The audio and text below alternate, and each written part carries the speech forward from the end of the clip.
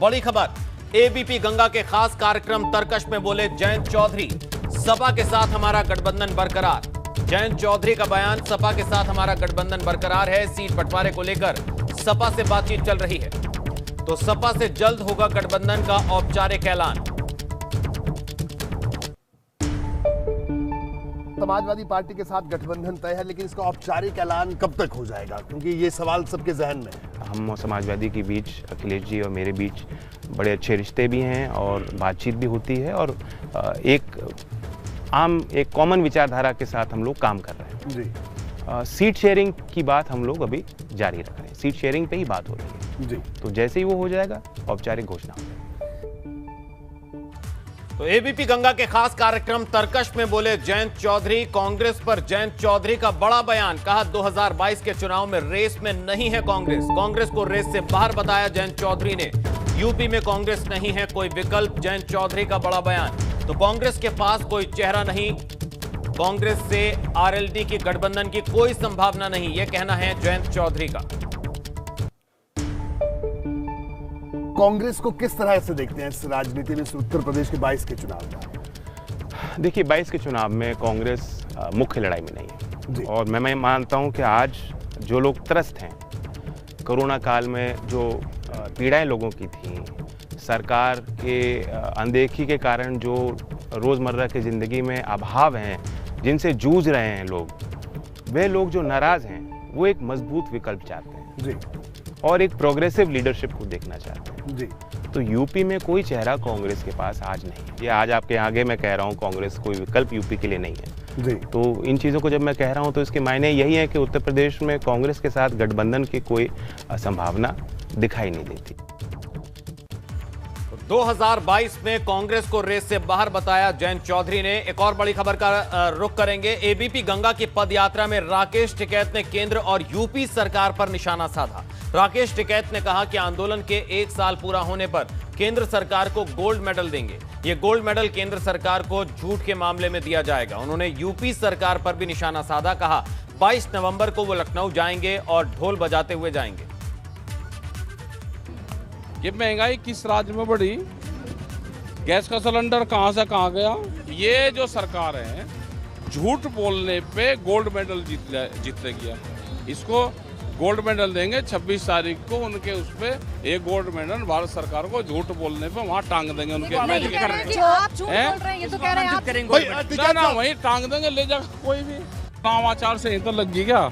अभी तो टाइम है, बस जब लग जाएगी जब बता देंगे। किसानों का मूड क्या कह रहा है, सियासी अरे मूड क्या किसानों का मूड ठीक कह रहा है। क्या ठीक कह रहा है? उनको नुकसान हो रहा है तो भाई इनका इलाज करेंगे किसान। किसका इलाज करेंगे? सरकार का। और किसका करेंगे इलाज? जो बीमार है उसी का तो करें। बीमार है सरकार, क्या बीमारी लग गई सरकार को? सरकार को बीमारी लग रही ओट की। लखनऊ जाएंगे, कब जाएंगे? 22 तारीख में। 22 तारीख को जाएंगे। कहा है ना बीजेपी यूपी ने कि जरा संभल के आइयो। हाँ जाएंगे, संभल के नहीं जाएंगे, रणसिंगे बजा के, ढोल बजा के, तगड़े होकर जाएंगे।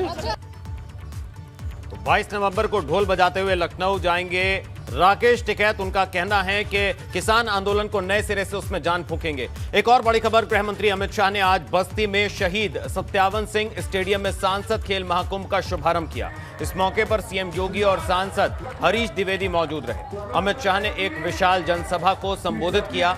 इस दौरान अमित शाह ने कहा कि योगी जी की सरकार में पूर्वांचल में माफिया नहीं नजर आ रहे हैं। यूपी से माफियाओं का लगभग सफाया हो गया है। यूपी को मुख्यमंत्री योगी जी ने दंगा और भयमुक्त कर दिया है। योगी जी के नेतृत्व में यूपी में खेती, उद्योग, चहुमुखी विकास के चरम सीमा पर चल रहा है।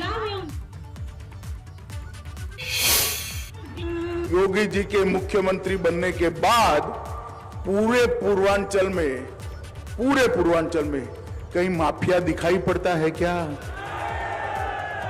माफियाओं का सफाया हुआ है या नहीं हुआ है?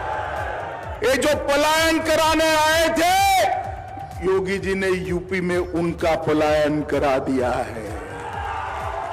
योगी जी के मुख्यमंत्री बनने के बाद पूरे पूर्वांचल में कहीं माफिया दिखाई पड़ता है क्या?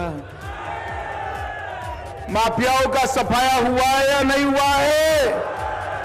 ये जो पलायन कराने आए थे, योगी जी ने यूपी में उनका पलायन करा दिया है।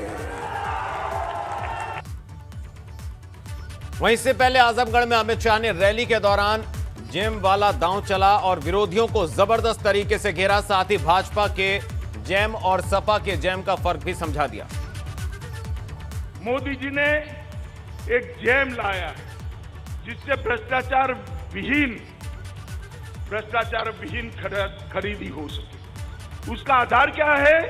जे का मतलब है जन धन बैंक अकाउंट, ए का मतलब है आधार कार्ड और एम का मतलब है हर आदमी को मोबाइल।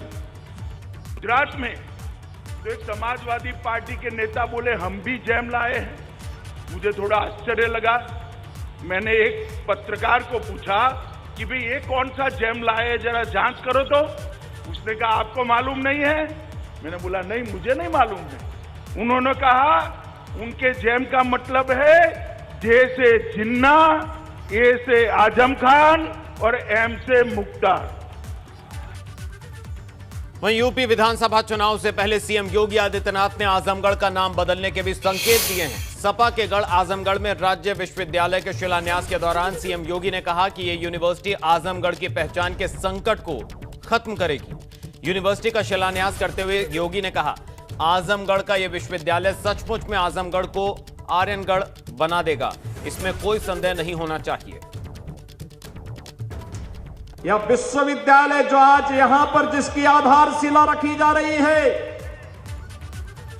यह विश्वविद्यालय आजमगढ़ को सचमुच आर्यनगढ़ बना ही देगा, इसमें अब कोई संदेह होना ही नहीं चाहिए।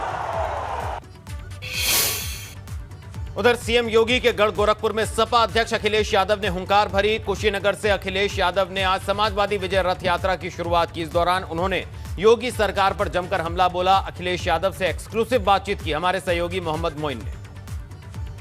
समाजवादी पार्टी के राष्ट्रीय अध्यक्ष अखिलेश यादव की यात्रा का तीसरा चरण आज से शुरू हो गया है। खास बात यह है कि तीसरा चरण मुख्यमंत्री योगी आदित्यनाथ का जो गढ़ है गोरखपुर, वहां से शुरू किया है। ये महज संयोग है या इसके पीछे कोई सियासी संदेश देने की कोशिश है? खुद अखिलेश जी से बात करते हैं। अखिलेश जी, ये कोई संयोग है या आपने जानबूझकर चुना है मुख्यमंत्री के गढ़ को?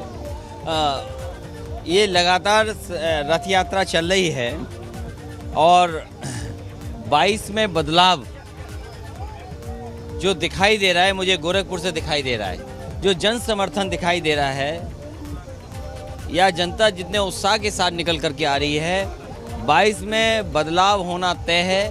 और इस बार गोरखपुर की जनता के साथ जो धोखा हुआ है, गोरखपुर की जनता को जो विकास के सपने दिखाए थे, गोरखपुर की जनता ही भारतीय जनता पार्टी का बुखार उतारने का काम करेगी। अच्छा, आज आपने जब सभा की तो उसमें कई बार सीधे मुख्यमंत्री पर अटैक किया आपने और बार बार आपने कहा कि बाबा जी जो है, बाबा जी उन्होंने वायदा पूरा नहीं किया है। तो ये बाबा जी कह करके क्या इशारा करना चाहते थे अखिलेश जी? और तब तक हम आपको तस्वीरें दिखा देना चाहते हैं कि ये जो यात्रा है ये कुशीनगर में एंट्री कर चुकी है और कुशीनगर में आप देख सकते हैं कि जो समाजवादी पार्टी के कार्यकर्ता हैं, समर्थक हैं, वो बड़ी संख्या में यहाँ मौजूद हैं, स्वागत कर रहे हैं अखिलेश यादव का।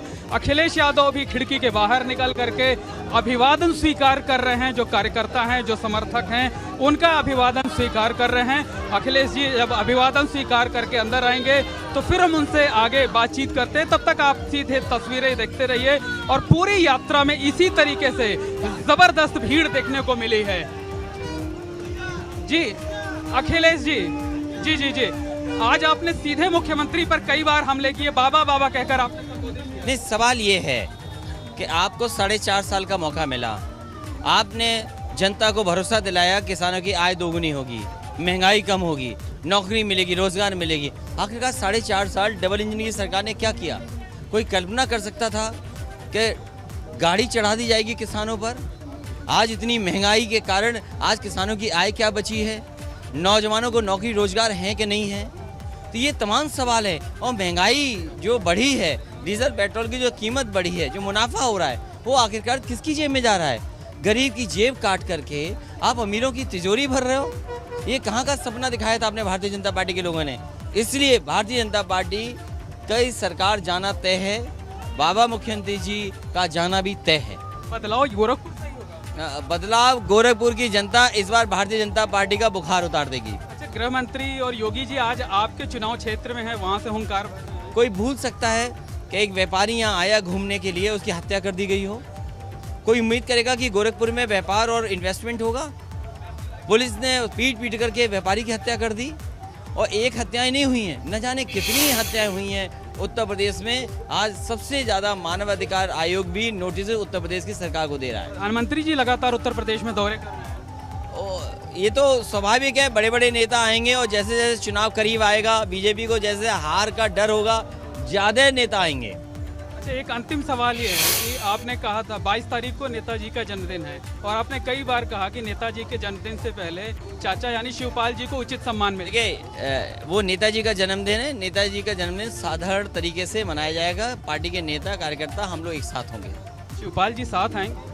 उनके पार्टी का गठबंधन और उनको साथ लाने का प्रयास लगातार चलता रहेगा। उनकी तरफ से हो रहा है, आपकी तरफ से जवाब नहीं आ रहा? नहीं, सवाल वो नहीं है। सवाल ये है कि पॉलिटिकल जवाब आपके पास क्या है कि उत्तर प्रदेश में जनता बदलाव चाहती है। ये हैं अखिलेश यादव जी, जो कि विकास यात्रा निकाल रहे हैं, और यात्रा कुशीनगर में एंट्री कर रही है। और तस्वीरें हम आपको दिखा देना चाहेंगे कि कुशीनगर में किस तरीके से, देखिए, बड़ी संख्या में जो कार्यकर्ता हैं, जो समर्थक हैं, वो लगातार जो है, जो बस है, जो ये रथ है, उसके आगे पीछे चल रहे हैं। और अखिलेश यादव भी खुद जो है कई बार खिड़कियों से बाहर निकलते हैं, खिड़कियों से बाहर निकल करके लोगों का अभिवादन स्वीकार करते हैं, और उसके साथ साथ जो है वो लोगों का जो उपहार है वो से भेंट स्वरूप वो करते हैं। और उन्होंने ये कहा है कि उत्तर प्रदेश में बदलाव की शुरुआत हो रही है, और बदलाव गोरखपुर यानी मुख्यमंत्री योगी आदित्यनाथ की धरती से हो रहा है। बदलाव की शुरुआत हो चुकी है। तो आज के दिन ये बड़ी बात अखिलेश यादव ने कही है। मोहम्मद मोइन, एबीपी गंगा, गोरखपुर। तो इसके साथ ही सीएम पुष्कर सिंह धामी अपने पैतृक गांव भी आज पहुंचे, और सीएम धामी ने अपने इष्ट देव मंदिर में पहुंचकर पूजा अर्चना की। इस दौरान सीएम के परिवार के लोग भी मौजूद रहे। अपने इष्ट देवता के मंदिर में पूजा अर्चना करने पहुंचे मुख्यमंत्री पुष्कर सिंह धामी। उनके परिवार के लोग भी इस दौरान उनके साथ मौजूद रहे।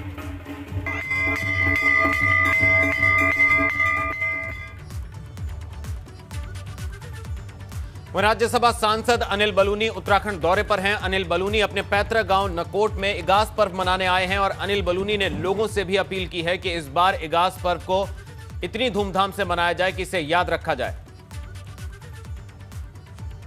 ये मौका है, ऊधम सिंह नगर, हरिद्वार और देहरादून की जनता इस बार धूमधाम से इगास मनाए। इस त्यौहार को पूरे उत्तराखंड का त्यौहार बनाना है। जिस प्रकार से नवरात्रों में गरबा गुजरात के अंदर होता है, जिस प्रकार से बिहार के अंदर छठ होता है, जिस तरह से बंगाल के अंदर काली की दुर्गा पूजा होती है, उस तरह से इगास उत्तराखंड का एक ऐसा त्यौहार बने, इसको हम बहुत बड़ा स्वरूप दें, उत्तराखंड की पहचान बने। मैं ऊधम सिंह नगर, हरिद्वार और देहरादून की जनता से हाथ जोड़कर आग्रह करता हूँ, सब नागरिक भाई बहनों से आग्रह करता हूँ कि इस बार इगास ऐसा मनाएं कि पहाड़ की जनता भी देखे कि नीचे मैदान में कैसा इगास हो रहा है। और इसी के साथ इस बुलेटिन में यहां लेंगे एक छोटे से ब्रेक के उस पार भी खबरों का सिलसिला रहेगा जारी। आप रहिए एबीपी गंगा के साथ। एबीपी गंगा, खबर आपकी जुबान।